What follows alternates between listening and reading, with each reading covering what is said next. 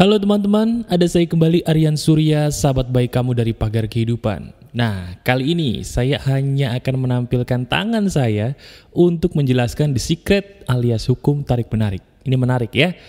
Kali ini saya akan menggunakan teknik yang berasal dari diri saya sendiri yang saya praktekkan dan terbukti berhasil, yaitu teknik menggunakan tangan kiri untuk mempraktekkan efektivitas hukum The Secret alias tarik-menarik. Pengen tahu caranya gimana? Udah, langsung aja kita praktekin ya.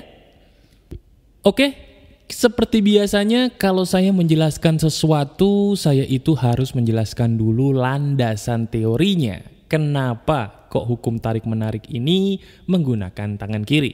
Gini, hukum tarik-menarik itu pada dasarnya bukan sesuatu hal yang bersifat sihir, magis, apalagi bersifat musyrik.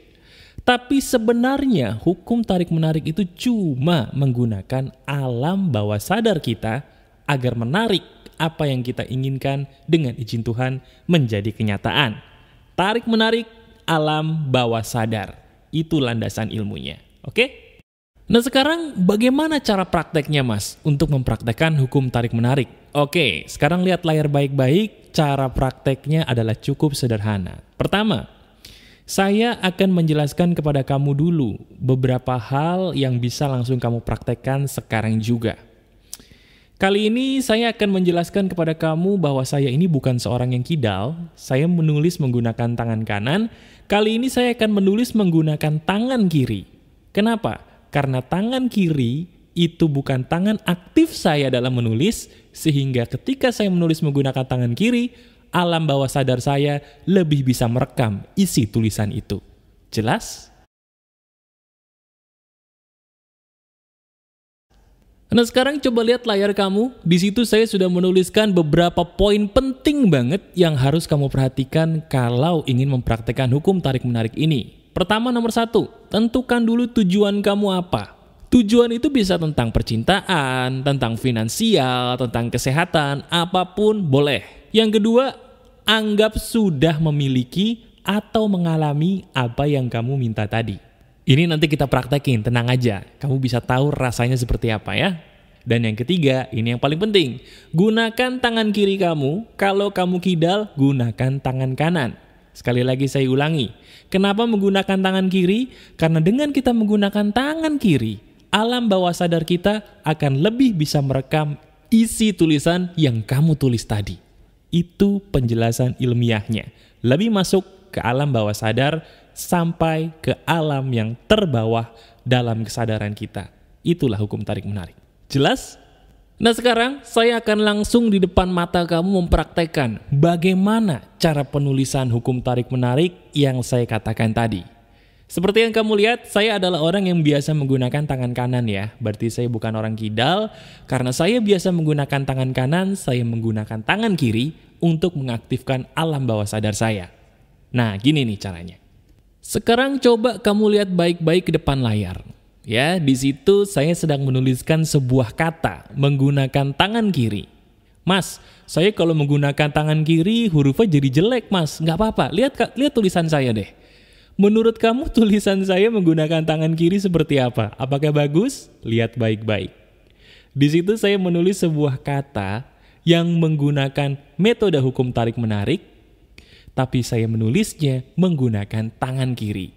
Di situ saya menuliskan kalimat saya sudah semakin berkelimpahan. Itu bunyi tulisannya ya. Tulisannya memang tidak bisa dibaca, karena memang saya menulisnya menggunakan tangan kiri, tapi itu tidak masalah. Yang penting kamu mengerti apa yang kamu tulis. Itu yang terpenting. Oke? Jelas ya? Jadi seperti yang kamu lihat di layar di depan mata kamu, di situ saya menuliskannya dengan kalimat yang sudah sering saya bahas ya di video hukum tarik-menarik yang lain.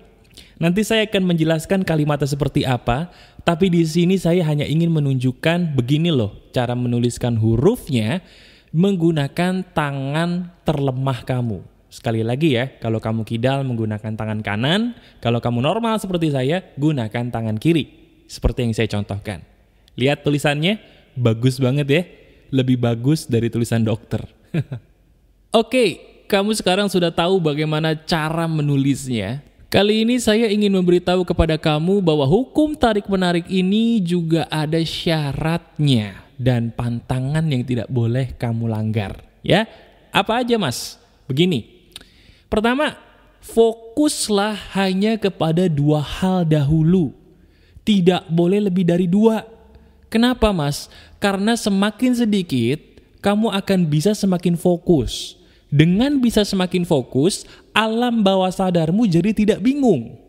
Ingat ya, kita di sini tidak menggunakan magis, tapi kita menggunakan psikologi kamu, alam bawah sadar kita, untuk bisa fokus kepada hal yang benar-benar ingin kamu tuju. Jadi saya minta syarat utamanya nomor 1, fokuslah kepada 2 hal terlebih dahulu. Itu yang pertama. Syarat yang kedua, lakukanlah setiap hari. Jangan berpikir bahwa, oh saya lakukannya hari ini udah, besok enggak. Gak usah. Lakukanlah setiap hari, ya. Waktunya pun bebas, ya. Tapi kalau saya anjurkan, ada beberapa waktu yang penting yang harus kamu lakukan ini supaya lebih menyerap ke alam bawah sadar. Waktunya kapan aja tuh mas? Nih waktunya yang penting. Waktu pentingnya adalah ketika pagi, ya, waktu utamanya adalah ketika pagi ataupun subuh, ya, dan juga malam sebelum tidur. Pagi dan subuh ini adalah waktu yang terutama. Karena di situ, di saat kamu masih kreyep-kreyep baru bangun tidur, alam bawah sadarmu akan terbuka lebih lebar dibandingkan ketika siang hari. Begitupun ketika malam sebelum tidur, lagi ngantuk-ngantuknya, disitulah alam bawah sadar kamu akan lebih terbuka. Lakukan di 2 waktu utama ini ya, itu bagus. Nah, berikutnya adalah larangannya. Ini juga penting banget, tolong disimak. Nih, lihat layar kamu. Jangan pernah atau tolong hindari kata negatif ketika menggunakan hukum tarik-menarik. Yaitu salah satu contohnya adalah kata tidak dan jangan, itu terlarang. Jika soal hutang ingin kamu lunasi, justru hindari kata hutang. Jika soal jomblo yang ingin kamu hadapi atau mungkin atasi, hindari kata jomblo. Karena kata hutang, kata jomblo itu adalah negatif. Nih contohnya gini. Jika ingin bebas hutang, gunakan kata berkelimpahan. Daripada kamu gunakan kata hutang, kan itu negatif ya. Gunakan kata berkelimpahan. Karena untuk bisa melunasi hutang, kamu cukup berkelimpahan dengan uang kan? Nah sekarang udah. Kamu tulisnya nggak usah saya bebas hutang, tapi tulis saya sudah berkelimpahan, seizin Tuhan. Tulisnya begitu, oke? Jadi hutang nggak boleh ditulis, ganti dengan kata berkelimpahan. Nah bagaimana dengan yang jomblo contohnya? Jika ingin bebas dari jomblo nih, kamu yang pengen punya pasangan, jangan tulis saya sudah tidak jomblo. Jangan, tulisnya saya sudah menemukan jodoh terbaik. Jadi gunakan kata-kata yang berlawanan, yang itu benar-benar ingin kamu capai. Nah, kamu masih bingung? Gak apa-apa. Kalau masih bingung, tunggu aja. Nanti saya akan langsung mengajarkan gimana supaya kamu bisa menemukan kata-kata yang tepat. Supaya tidak terjerumus ke kalimat yang negatif ya. Jelas ya? Nah, sekarang coba lihat di depan layar kamu deh. Di situ ada 2 kalimat. Tolong 2 kalimat ini kamu hafalkan atau kamu tulis. Ini penting. Kenapa mas?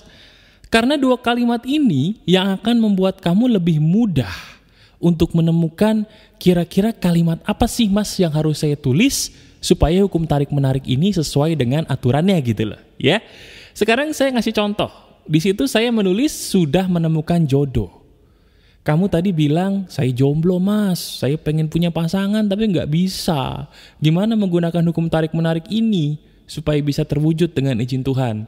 Kalimatnya gimana mas? Ya udah, tinggal tambahin. Sudah menemukan apa? Jodoh. Selesai kan? Kamu punya hutang. Ya udah, tinggal tambahin apa?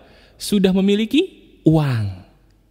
Jadi 2 kalimat ini kamu hafalkan atau kamu tulis. Terus di belakangnya tinggal kamu tulis kata-kata yang sesuai dengan kebutuhan kamu. Jelas ya? Misalnya kamu sekarang sedang sakit. Kamu tinggal tulis saja sudah memiliki kesehatan yang prima. Nggak usah nulis sakitnya. Kamu sekarang sedang pengangguran. Kamu sudah menemukan pekerjaan atau sudah memiliki pekerjaan. Jadi 2 kalimat ini kamu gunakan untuk menulis keinginan kamu. Gampang kan? Gampang. Tulis ya, ini penting. Nah, syarat atau hal kelima yang harus kamu lakukan adalah buat dirimu bahagia. Wahai sahabatku, kamu ini adalah sahabat saya loh. Saya ingin kamu sebagai sahabat baik saya, ayo perbanyaklah perbuatan yang bisa membuat kamu bahagia. Apa aja asal halal lakukan. Saya ulangi ya, asal halal membuat kamu bahagia, apa aja lakukan. Apapun itu. Karena kebahagiaanmu itu yang akan mendekatkan kamu kepada keinginanmu. Bebaskan dirimu, asal itu halal, lakukan. Yang keenam adalah kesabaran dan bersyukur. Teman-teman dengerin baik-baik. Say no to mengeluh. Katakan tidak untuk mengeluh. Mengeluh itu adalah sebuah perbuatan yang membuat alam bawah sadar kamu gagal menarik apa yang kamu tulis atau apa yang kamu inginkan. Nikmati aja prosesnya teman-teman. Gak boleh mengeluh, happy aja. Karena ketika kamu mengeluh, tarikan dari alam bawah sadarmu akan berhenti. Gak mau kan? Ayo, nikmati proses, happy aja ya. Happy aja. Nah ini dia nih, yang berikutnya yang juga powerful banget yang sering dilupain oleh sahabat-sahabat saya di pagar kehidupan. Teman-teman, banyak-banyaklah bersedekah. Karena bagaimanapun sedekah itu akan menabung pahala atau karma baikmu. Karma baikmu dan pahalamu akan menolong dirimu sendiri supaya apa yang kamu tarik tadi lebih lancar. Karena memang Tuhan pun akan meridhoi apa yang kamu tarik. Rutin, oke? Rutin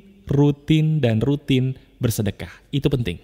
Nah ini yang terakhir dan paling penting. Ini saya jelasin ya. Kalau kamu ingin berhasil, ibadah. Saya ulangi, ibadah. Bagaimanapun semua yang terjadi di semesta alam ini butuh bantuan ilahi.